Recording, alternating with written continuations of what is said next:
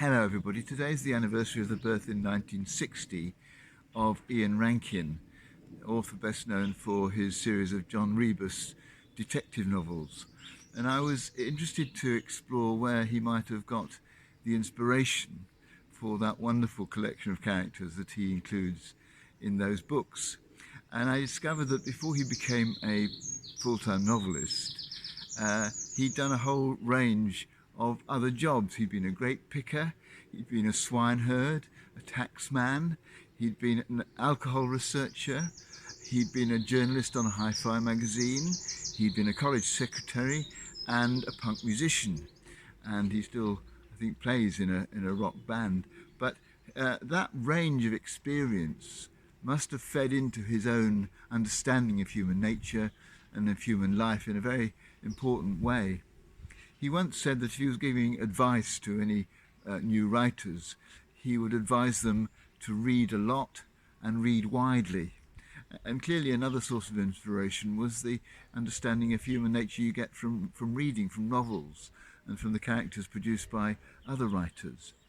When it comes to John Rebus himself, it's not clear what the inspiration was, probably a whole range of different ones, but he did mention in one interview that Ian Stewart, who was he was a member of the Rolling Stones originally, and then was disposed of as thought by the manager not to be the right sort of material for the band.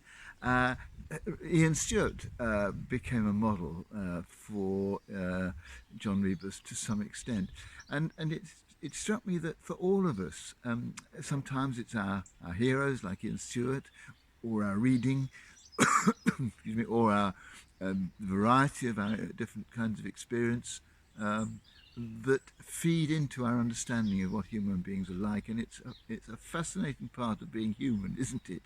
The interest and delight we can take just in learning about other people and trying to get under their skin and to know what life might feel like from their point of view, although we can never actually get inside someone else's skin. It's always worth the try.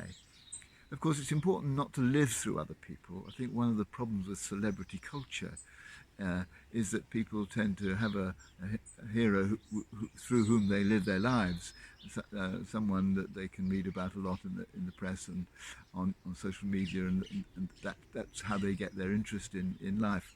That's not a particularly good idea, nor is it a healthy idea to live through our families, live, perhaps those of us who are parents, to live through our children, to depend upon their experience and their lives to give our lives energy and interest. No, one of the characters that Ian Rankin invented, he said about him, he realised that in his life he had accepted secondary experience over real life.